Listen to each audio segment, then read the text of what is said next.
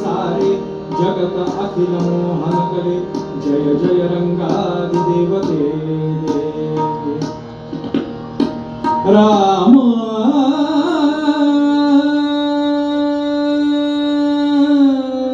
राम कृष्ण हरी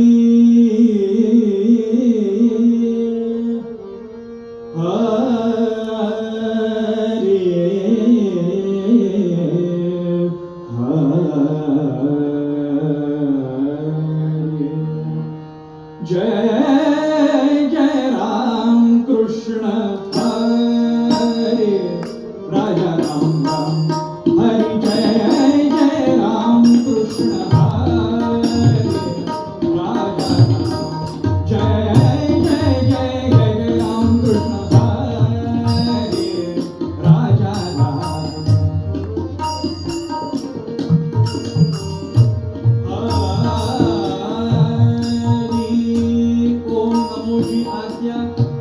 वेद प्रतिपाद्या जय जय स्वसंवेद्या आत्मरूपा कल्याणानां निधानं कलिमलमथनं पावनं पावनानां पाथेयं यन्मोक्षोत्सवदि परपदः प्राप्तये प्रस्थितस्य विश्रामस्थानमेकं कविवरवचसां जीवनं सज्जनानां बीजं धर्मधर्मस्य प्रभवतु भवतां भूतये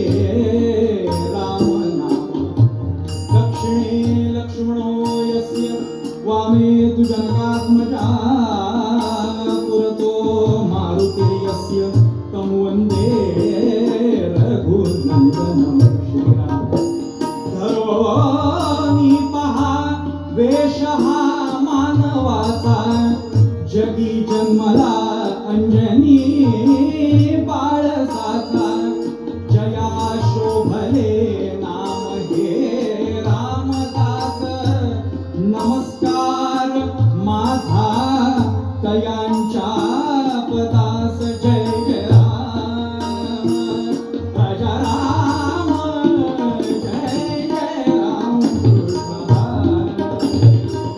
राम जय जय जय राम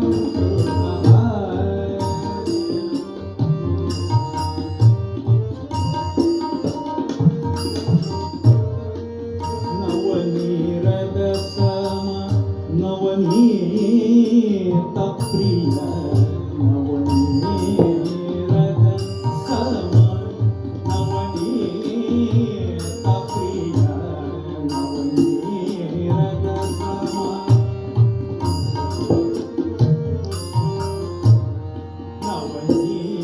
नवनीत सम सम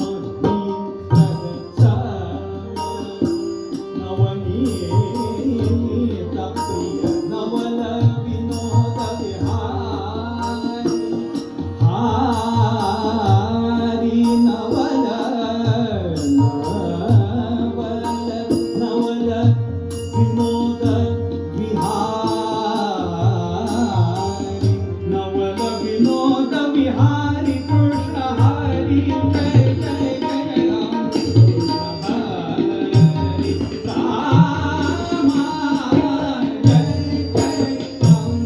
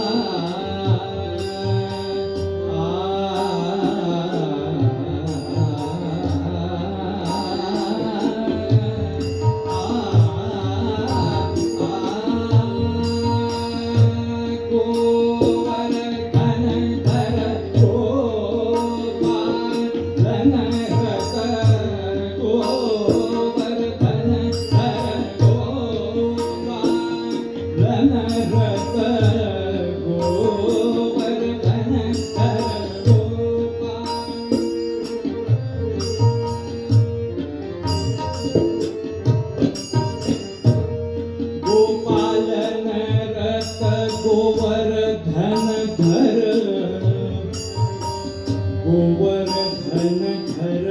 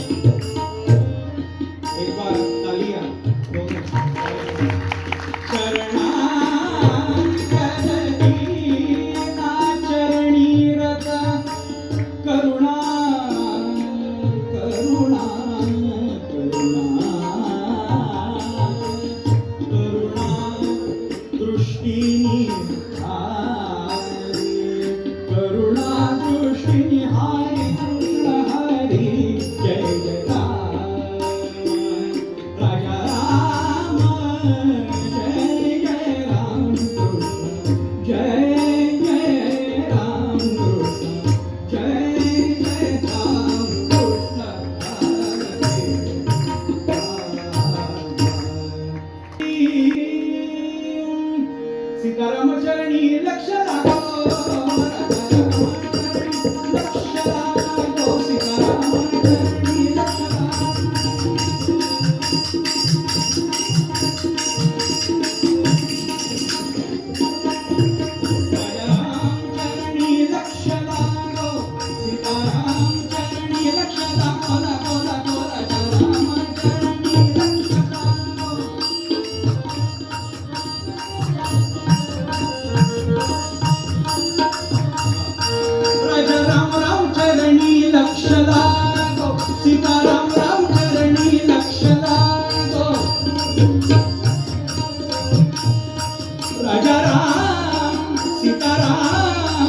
जानकीनाथ चरणी लक्ष लागा सीताराम राम राम राम राजा राम राम राम राम सीताराम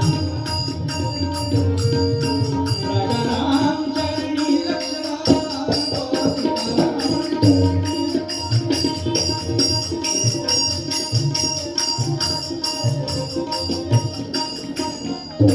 कीर्तन संगी रंगात ते हवा गो कीर्तन संगी रंगात ते हवा गो कीर्तन संगी रंगात ते हवा गो सीता रामचरणी रक्षणा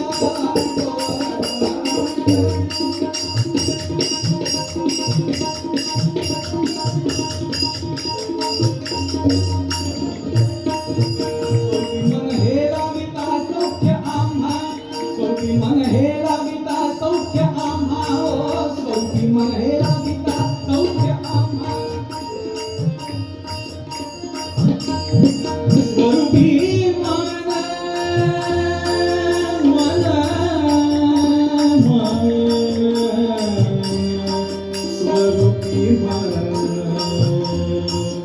मन स्वरूपी लाविता सौख्य आम्हा स्वरूपी मन हे लाविता सौख्य आम्हा स्वरूपी मन मन मन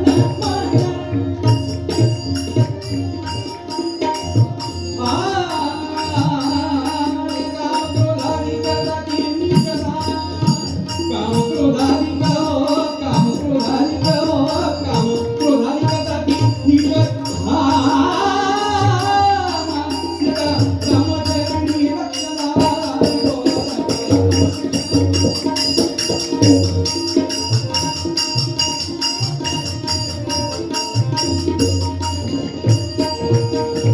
सार पदविता सद्गुरुराय सार पदविता सद्गुरुराय मंगल धाम जीवन हरिपाय मंगल धाम जीवन हरिपाय सीता रामचरणी रक्षणा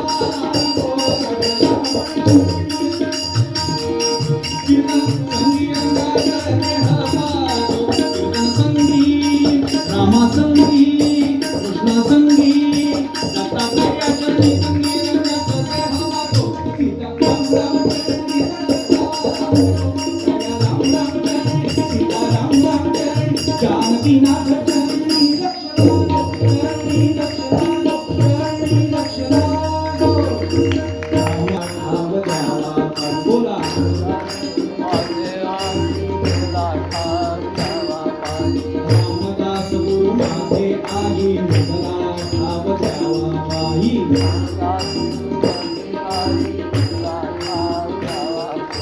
सज्जन गडीचे माझे आई मजला ठाव द्यावा पायी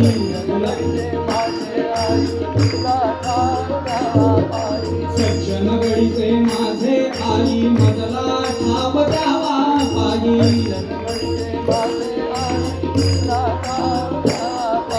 दीनोद्धारक माझे आई मजला ठाव द्यावा पायी दीनोद्धारक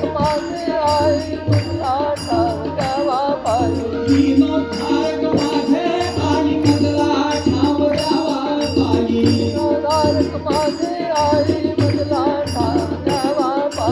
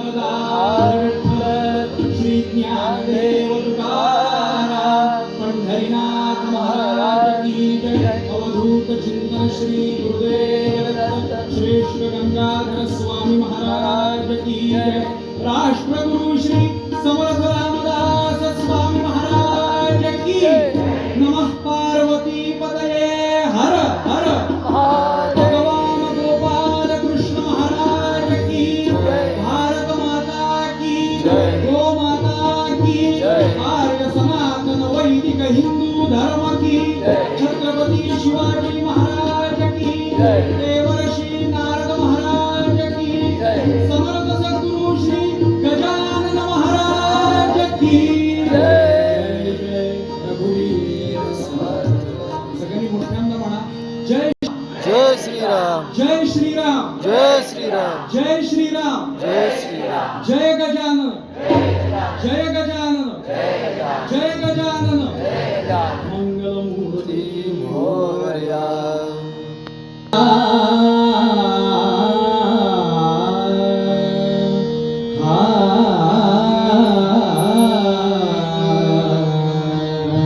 निर्गम पदम पदम ग मग रे सा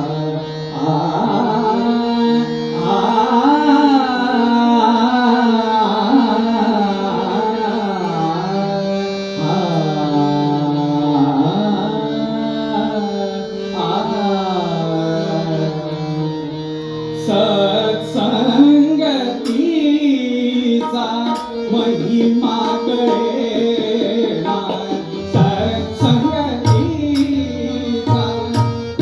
महिमा कळेना सत्संगतीचा महिमा कळेना सत्संगतीचा महिमा कळेना सत्संगतीचा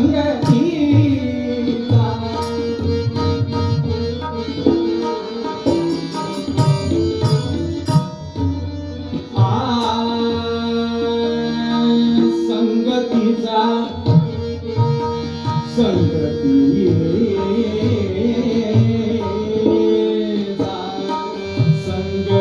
संगतीचा महिमा महिमा महिमा संगतीचा महिमा कळेना संगतीचा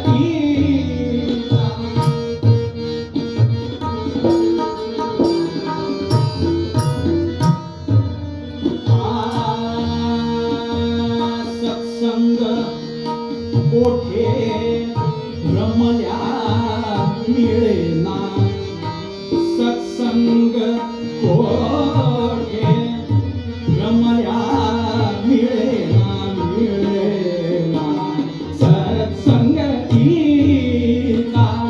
महिमा कळेना सत्संगती तुटती कुबुद्धी कुबुद्धी सत्संगतीने तुटती कुबुद्धी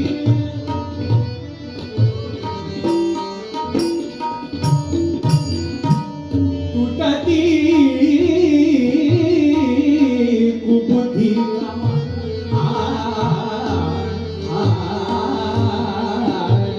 सत्संगतीने तुटती कुबुद्धी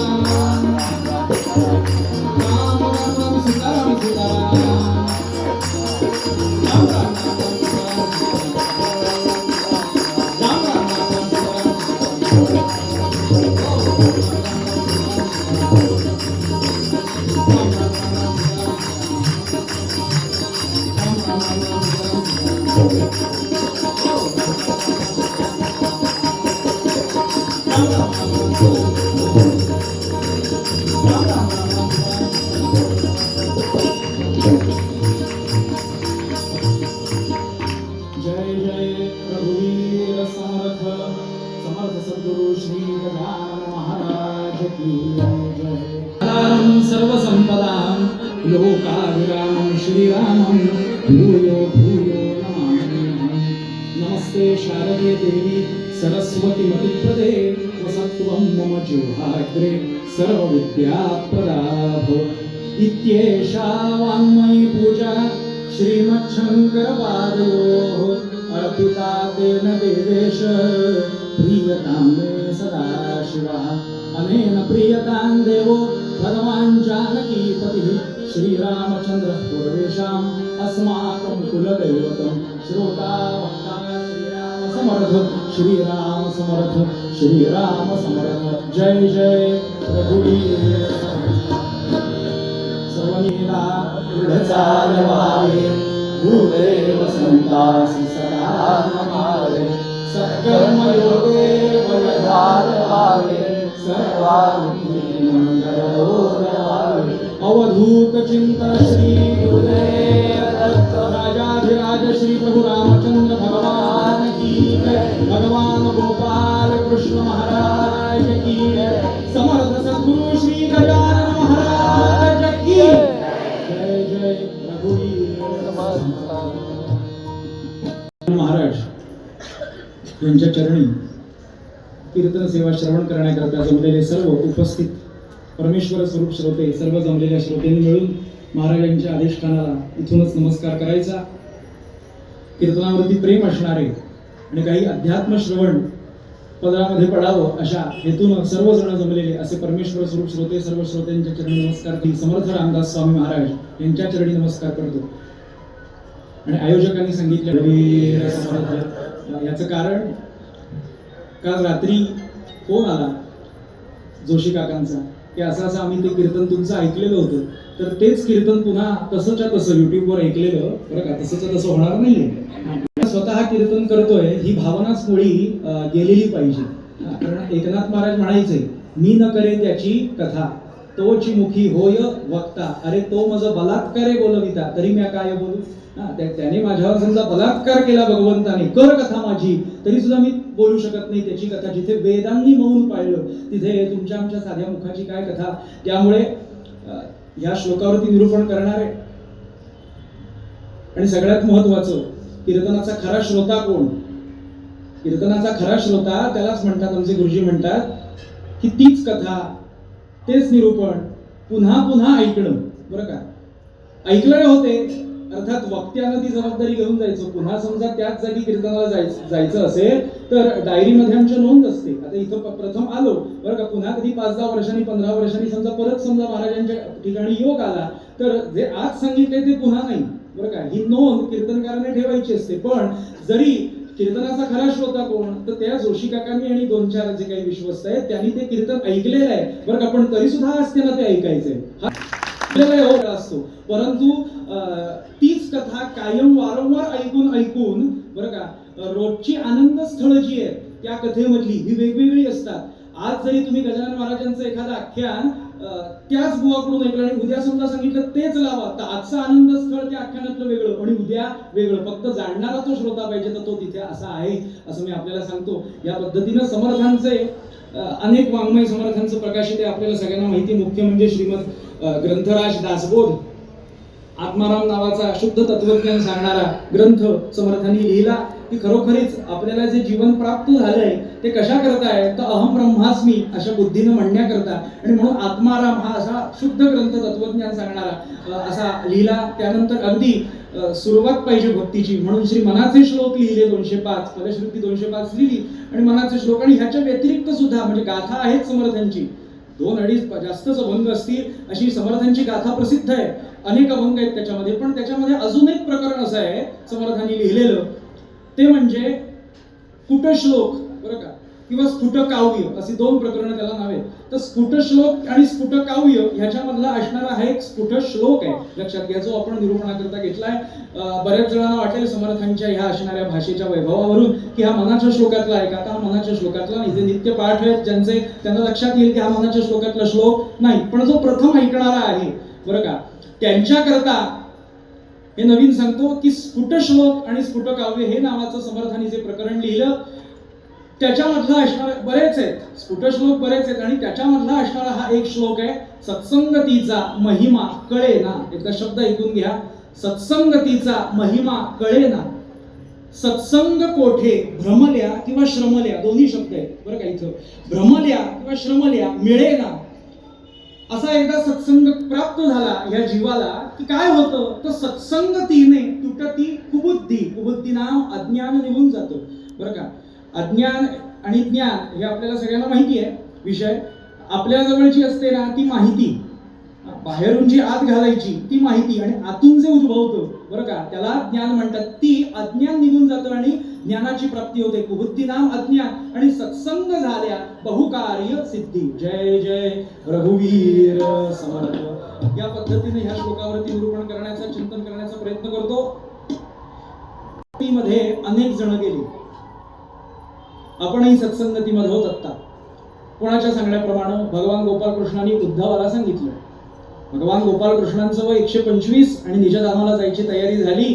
उद्धवाला कळलं लाडका शिष्य समर्थ आपल्या भगवान गोपाळकृष्णांचा उद्धव समोर आला रडायला लागला. तुमच्यानंतर आम्हाला कोण उपदेश करणार. त्याच्यानंतर भगवान गोपाळकृष्णांनी सांगितलं प्रत्येक युगात मी कसा प्रगट झालो बरं का कुठल्या साधनाने ते मी सांगतो. पण कृते ध्यायतो विष्णू त्रेतायाम यजतो मखैः द्वापरे परिचर्यायाम आणि आपली सत्संगती कलौतक हरिकीर्तनात. जेव्हा आपण कलियुगात कीर्तनामध्ये जेव्हा असतो तेव्हा आपण त्या सत्संगामध्ये असतो. कारण आलेला कुठलाही वक्ता जो असतो कीर्तनकार असतो तो काही त्याच्या काकाची गोष्ट सांगायला आलेला नसतो आणि सांगूही नाहीये. जय जय रघुवीर समर्थ. तो नामदेव काय म्हणतात तुकोबा काय म्हणतात ज्ञानोबा काय म्हणतात समर्थ काय म्हणतात हे सांगायला असतो. म्हणून अनेक विचारांचा संघ ह्या कथा कीर्तनातून होतो. म्हणून आपल्याला हे दिलेलं उत्तर आहे की कलौतक हरिकीर्तनात या पद्धतीनं सत्संगतीमध्ये बरेच जण गेले. पण सत्संगतीमध्ये जरी बरेच जण गेले तरी सुद्धा त्याचं महिमान हे कळतच असं नाही बरं का. महिमान म्हणजे मोठेपण. थोडक्यात संतांचं असणारं महिमान जे मोठेपण जे आहे की त्यांच्या सान्निध्यात गेल्यावरती त्यांचं मोठेपण जे ते आपल्याला प्राप्त झालं पाहिजे हे अनेक जणांना कळतच असं नाही. म्हणून सत्संगतीमध्ये बरेच जण जातात. ज्ञानेश्वर महाराज सांगतात पाहे पा दूध पवित्र आणि गोड पासे त्वचेची या पदराड अवहेरुनी गोचिड काय अशुद्धचे सेविती. ज्ञानेश्वरीमध्ये सांगतात की गायीच्या संगतीत 2 जण असतात. गायीच्या संगतीत 2 जण असतात. एक गोचिड असते आणि एक वासरू असतं. सगळ्यात संगत जास्त कोणाला असते सांगा गोचिडीला. पण ती काय करते तिला माहिती नाही की आपली सोंड त्या आचळामध्ये आत टाकली की अमृतासारखं दूध आपल्याला प्राप्त होईल. ती कधी ते अमृत प्राशन करत नाही, ती अमृततुल्यच पिते. हा. जागोजागी झाले आणि इतके जागोजागी झालेत की आता कोणाचंच चालेना. की माहितीच नाही. पण वासराला किती वेळ संघ मिळतो लक्षात घ्या. वासराला किती वेळ संघ मिळतो? थोडा वेळ काय, 15 मिनिटं 20 मिनिटं लुचायला ठेवलेलं आहे. ज्यांच्या घरी गायी आहेत किंवा जे जुने लोक आहेत त्यांना लगेच कळेल. या पद्धतीनं म्हणजे किती वेळ आहोत आपण सत्संगामध्ये, ह्याच्यापेक्षा सुद्धा सत्संगामध्ये आपण कसे आहोत या पद्धतीनं समर्थ सांगतात की सत्संगामध्ये बरेच जण आले आणि गेले. मला सांगा, तुकोबांच्या सान्निध्यात किती लोक गेले, ज्ञानोबांच्या संगतीत किती गेले, समर्थांच्या संगतीत किती गेले, गजानन महाराजांच्या संगतीत किती गेले. पण काही जण आले आणि गेले असा विषय आहे. पण खरोखरीच त्यांचं महिमान जाणून त्यांच्यावरती कृपा झाली या सगळ्या संत सत्पुरुषांची. म्हणून कृपा हा जो शब्द आहे ना, तो आपल्याकडे बऱ्याच वेळेला व्यवहारात लौकिक अर्थाने वापरला जातो. माझ्यावर कृपा आहे हो त्यांची. कृपा याचा अर्थ माहितीये का? कृपा याचा अर्थ ब्रह्म, अहम ब्रह्मास्मी या वाक्याचा आपल्याला जेव्हा बोध होतो तेव्हाच ती कृपा, बरं का. पण भगवंताकडे दोन्ही कृपा करण्याचा अधिकार, बरं का. एक लौकिक कृपा, आपल्यावर कशी कृपा आहे? लौकिक. चिंचवडला स्टेशनच्या जवळच 2 BHK फ्लॅट, ही लौकिक कृपा. बरं, सगळं जवळ आहे, बरं का. परिस्थिती माझी चांगली आहे. गोंदवलेकर महाराजांचं आहे की नाही वाक्य की मी दुकान कसलं थाटून बसलोय आणि गिराईक कुठलं येत आहे. माहिती आहे आपल्याला, बरेच वर्ष आपण कीर्तन ऐकत आहात. मी ब्रह्मज्ञान द्यायला बसलोय, केशर कस्तुरीचं दुकान थाटून बसलोय, पण येणारा मात्र माझ्याकडे लौकिकच हिंगजिऱ्याचंच गिराईक आहे. लक्षात घ्या. म्हणून हे जे महिमान आहे, समर्थ म्हणतात, ते महिमान अनेकांना कळत नाही. म्हणून संतांच्या सान्निध्यात, त्यांच्या संगतीमध्ये बरेच जण गेले, पण त्यांचं महिमान ओळखणारे हे फार हातावर बसणे इतपत होते. अगदी भगवान गोपाळकृष्णांच्या सान्निध्यात असलेले 5 पांडव, त्या 5 पांडवांपैकी फक्त एकालाच ब्रह्मज्ञान झालेलं होतं. 4 जण असून त्यांना भगवान गोपाळकृष्णांचं महिमान कळलेलं, कृपा होती. कारण पुण्यसंचय तेवढा होता, कारण धर्माने वागणारे होते सगळेजण. पण एकावरतीच खरी कृपा जी आहे ते म्हणजे धर्मराजा युधिष्ठिर, त्यालाच फक्त. म्हणून श्रीमद भागवतामध्ये, आपण भागवत ऐकलेले असेल तर श्रीमद भागवतामध्ये भगवान गोपाळकृष्णाला ओळखणारे हातावर मोजणे इतपत आहेत.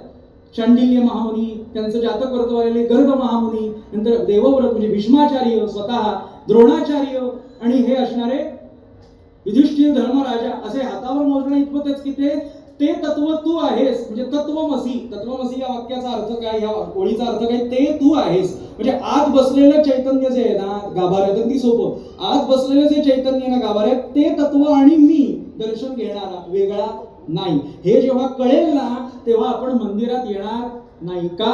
आता वेगळंपणानं का दर्शन घ्यायचं? ते तत्वच माझ्यात आहे ना. आपण दर्शनाला येतो ह्याचा अर्थ ते तत्व आपल्याला कळलेलं नाही आणि ते तत्व आपल्याला कळावं म्हणून आपण मंदिरात यायचं. लक्षात घ्या, असे दोन्ही मुद्दे आहेत. म्हणून संतांच्या सान्निध्यात बरेच जण गेले, पण त्यांचं महिमान कळत नाही.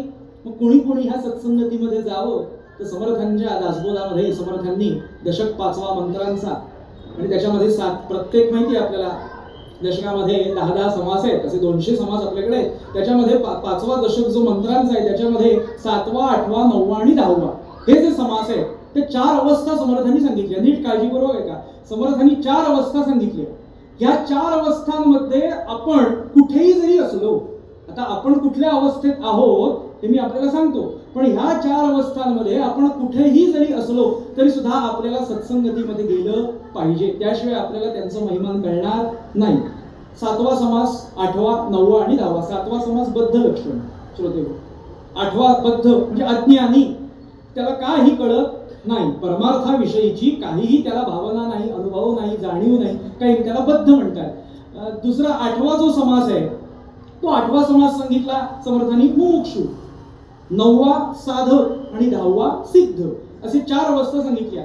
समर्थांना असं सांगायचं आहे की ह्या 4 अवस्थांमध्ये तुम्ही कुठेही असा, बरे सिद्ध असा, 4थी अवस्था जी सांगितली ना, सिद्ध असा, मला ब्रह्मज्ञान प्राप्त झालंय, बरं का, असं जरी असलं तरी समर्थ म्हणाले तुम्ही सत्संगतीमध्ये गेलं पाहिजे. का? त्याचं उत्तर मिळेलच आपल्याला. ते 4 अवस्था सांगितल्या, आपल्या लक्षात आलं. बद्ध, मुमुक्षु, साधक, सिद्ध, अशा 4 अवस्था. आता बद्ध याचा अर्थ मी आपल्याला सांगितला, अज्ञानी, ज्याला भगवंताविषयी काही आस्था नाही, प्रेम नाही, काय असतो देव जाणून घ्यायची सुद्धा बुद्धी नाही, त्याला बद्ध अगदी सोप्या भाषेत म्हणतात, म्हणजे अज्ञानी, मूर्ख. पुढे पडत मूर्ख पण सांगितलंय, पण सध्या मूर्खावरच बास. एकच दिवस कीर्तन आहे. जय जय रघुवीर समर्थ. मूर्ख परम अज्ञानी येतो. मध्येच विनोद कंटाळी येऊ नये म्हणून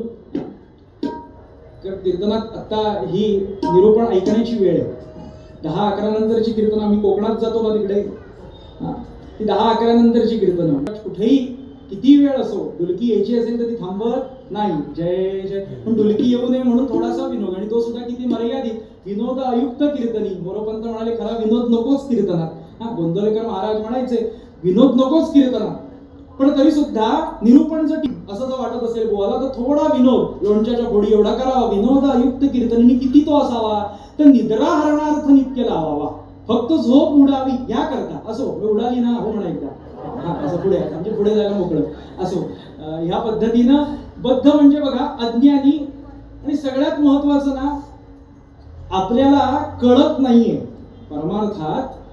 हे सगळं बोलणं चाललंय ते परमार्थाविषयीचं. आपल्याला कळत नाहीये हे आपल्याला कळलं पाहिजे.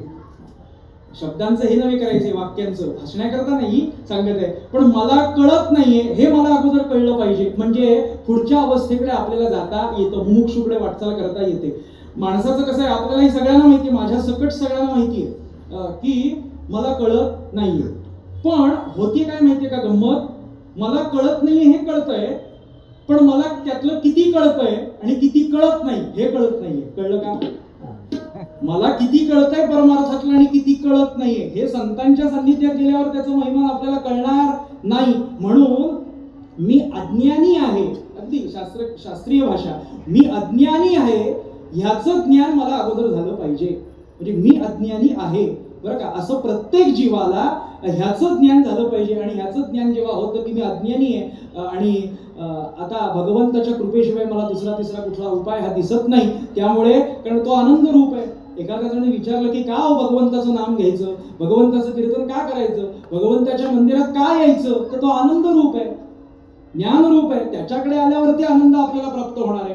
शंकराचार्यांनी सांगितले की नाही की भगवंताचं ऐश्वर्य काय, आपण नमस्कार करतो देवाला, याचा अर्थ काय, तर ऐश्वर्यस्य समग्रस्य धर्मस्य यशस श्रियाः ज्ञान वैराग्ययोश्चैव षण्णाम, 6 भाग्य त्याच्याकडे आहे बरं का. ही 6 भाग्य आपल्याला प्राप्त व्हावी ह्याकरता आपण त्याला नमस्कार करायचा. म्हणजे काय होतं की ते भाग्य आपल्याला मिळण्याची शक्यता निर्माण होते. आणि जेव्हा असं वाटतं की आता नाही बद्धातून पुढे जावं वाटतं, म्हणजे आपल्याला असं वाटत नाही बद्धातून पुढे जावं, इतकंच आपल्याला आपल्या जीवाची स्थिती इतकीच लक्षात घ्यायची आपण की माझ्यावरती भगवंताची कृपा झाली पाहिजे. आणि जेव्हा आपला जीव विचार करतो माझ्यावरती सद्गुरूंची भगवंताची कृपा व्हावी, तेव्हा तो बद्धातून बाहेर पडतो आणि दुसरी जी अवस्था आहे मुमुक्षु, त्या मुमुक्षुकडे तो वाटचाल करतो. कसं आहे माहितीये का, आपण कुठल्याही अवस्थेत असलो तरी सुद्धा सद्गुरू आपल्यावर कृपा करणारच आहे, कारण त्यांच्याकडे आपला परका असा भाव नाहीये. पण तरी सुद्धा संतांनी आपल्यावरती कृपा करावी याकरता आपण किमान बद्ध नसावं, आपण मुमुक्षु असावं किमान. म्हणजे संतांना कृपा करण्याकरता थोडी सोपी जाते म्हणून मुमुक्षु. म्हणून आता आपण जे इथं बसलेलो आहोत ते कोण होतो ह्या 4 अवस्थांमध्ये, तर आपण मुमुक्षु होतो.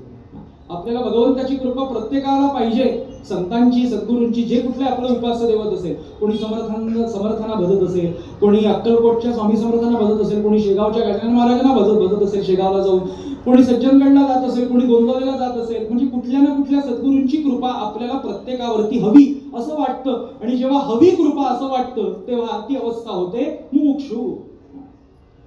प्रत्येकाला भगवंताची कृपा हवी आहे म्हणून आपण प्रत्येक जण कथा कीर्तन श्रवण करण्याकरता आणि भगवंताचं गुणगान ऐकण्याकरता कायम आपण त्याचं दर्शन घेण्याकरता मंदिरात येतो बरं. आणि म्हणून मुमुक्षु. आणि मुमुक्षु एकदा झालो ना की संत आपल्याला कृपा करण्याकरता येतात, समोरून येतात. एक नाथ महाराजांचा श्लोक सांगतो प्रसिद्ध, नाथ महाराजांचं वर्णन त्याच्यामध्ये केलंय. वर्णन जरी एकनाथ महाराजांचं केलेलं असलं श्रोते हो, तरी सुद्धा हा श्लोक सगळ्या संतांना लागू आहे, कारण सगळ्या संतांचं कार्य तेच आहे की मुमुक्षुला वरती नेणं बरं का, त्याच्यावरती कृपा खरी करून देणं. काय म्हणाले नाथ महाराजांचा जो श्लोक आहे वर्णन, जरी नाथांचं नाव त्याच्यात असलं लिहिलेलं आहे तरी सुद्धा सगळ्या संतांना हा लागू आहे, पण सगळ्या संतांचं कार्य एकच आहे. काय तर बघा श्लोक आहे, सदाचार संपन्न सद्भाव मूर्ती.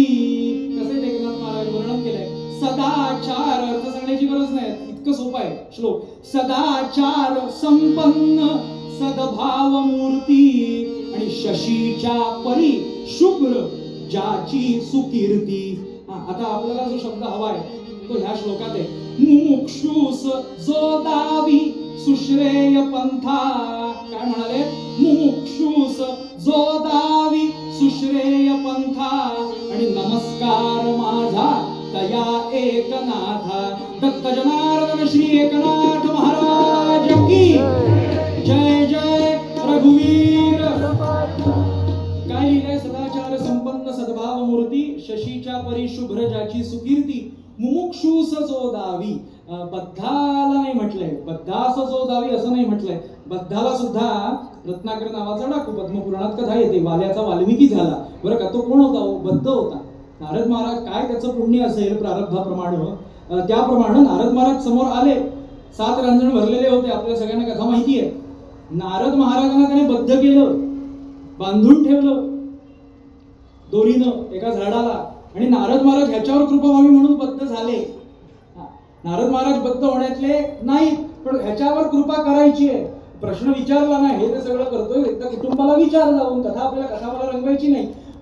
इतका तो बद्ध रत्नाकर म्हणजे हा वाल्या कोळी की नारद महाराज म्हणाले काय लुटायचे ते लूट, मला लूट. लुटून लुटणार काय, माझ्याकडे आहेच काय. नारद महाराज म्हणाले चिपळी आणि झांज कीर्तन करावं लागेल उद्या चिंचवडला येऊन. जय जय महाराजांच्या मंदिरात. लक्षात घ्या, त्याच्यावर कृपा केली हो. बद्धावरती सुद्धा कृपा करतात, पण आपण बद्ध असू नये. आपण किमान मुमुक्षू असावं. म्हणजे काय होतं? संतांची कृपा पटकन होते. मुमुक्षू म्हणून मुमुक्षू हा शब्द वापरला ना इथं. मुमुक्षूस जो दावी म्हणजे इथं अपेक्षा वर्णन करून सांगितले ह्या श्लोकामध्ये की बद्ध ते मुमुक्षू हा तरी प्रवास तुम्ही करा. म्हणजे काय होईल? मुमुक्षूस जो दावी सुश्रेय पंथा. त्या मार्गावरून ते आपल्याला नेतात. जे ते मार्गावरून गेलेले, ज्या मार्गावरून संत गेले त्या मार्गावरून ते नेतात. आणि नमस्कार माझा तया एकनाथा. नाथांचं जरी वर्णन ह्या श्लोकात असलं तरी सगळे संत तेच करतात. मुमुक्षुस जो दावी सुश्रेय पंथा. म्हणून मुमुक्षु एकदा आपण झालो की काय होतं? सद्गुरू भेटतात आणि सद्गुरू आपल्याला साधन देतात. आज आपल्याकडे कोणतेही देहरूपानं संत नाही, कुठलेही नाही. 3 रूपानं आहेत मात्र. म्हणजे आदरणीय आनंदबाई जोशी सांगतात 3 रूपानं कायम संत आपल्या जवळ आहेत. एक म्हणजे कीर्ती रूपानं.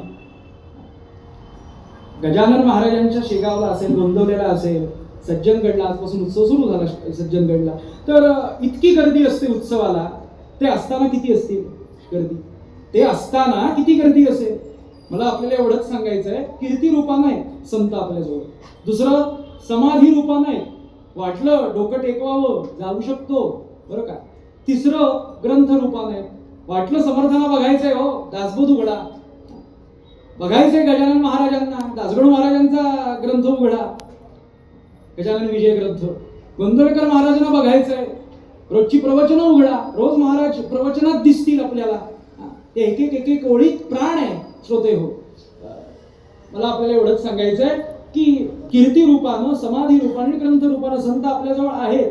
पण आता जरी आपल्याला वाटलं की संतांकडून आपल्याला कृपा पाहिजे, तर मुमुक्षु एकदा झालो की संत आपल्याला साधन देतात. आणि साधन श्रोते हो त्यालाच म्हणतात की जे साध्यापर्यंत पोहोचवतं. नाहीतर बरीच वर्ष माणसं 40 वर्ष 30 वर्ष साधन करतात, नाही असं नाही, पण त्यांना हे कळत नाही की हे साधन आहे. आणि होतं काय? साध्यापर्यंत पोहोचता येत नाही. साध्यापर्यंत आपण पोहोचतोय की नाही हे ओळखायचं कसं?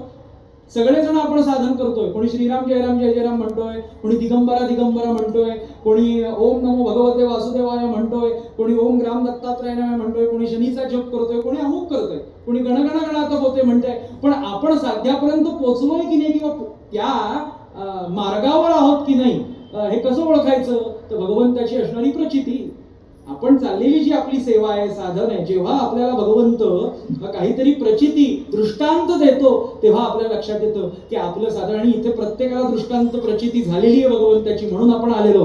हे नक्की लक्षात घ्या. असा मनात विचार करू नका देवाने अजून आम्हाला नाही दृष्टांत दिला, नाही प्रचिती दिली आहे. हा, प्रत्येकाची जीवाची स्थिती कशी असेल पारमार्थिक त्यावरती प्रचिती अवलंबून आहे. लक्षात घ्या. त्यामुळे आपण जप जो करतो प्रत्येक जण साधन देतात. याचा अर्थ काय हो? की गोंदवलेकर महाराजांकडे समर्थांकडे गेलात म्हणजे श्रीराम जय राम जय जय राम म्हणा. नृसिंह सरस्वती स्वामी महाराज, टेंबे स्वामी महाराज यांच्याकडे गेलात तर ते म्हणतील दिगंबरा दिगंबरा म्हणा. गणेश उपासक कोणी महान भक्त तर ते सांगतील ओम गंगणपतये नमः म्हणा. साधन देतात त्याच्या त्याच्याप्रमाणे. समर्थांचा एक शिष्य होता, त्याचं प्रारब्ध पाहिलं, निरंजन नाव, कराडचा. बाकी सगळ्या दुर्मिळ शिष्य समर्थ रामदास स्वामी महाराजांचा, निरंजन नावाचा, कराडला राहणारा. ह्याची गणेश उपासना होती प्रारब्धामध्ये, पूर्व संचित जे कर्म होतं गणेश उपासना, म्हणजे बाकी सगळ्यांना समर्थांनी श्रीराम जयराम जय जयराम दिला. हा असणारा एकमेव शिष्य निरंजन नावाचा, त्याला ओम गणपती नमा दिला. बरं का, काय काय होईल सांगता येत नाही. आपल्या थोडक्यात योग्यतेप्रमाणे, पारमार्थिक योग्यतेप्रमाणे संत आपल्याला साधन देतात, आणि संत आपल्याला, सद्गुरू जेव्हा आपल्याला साधन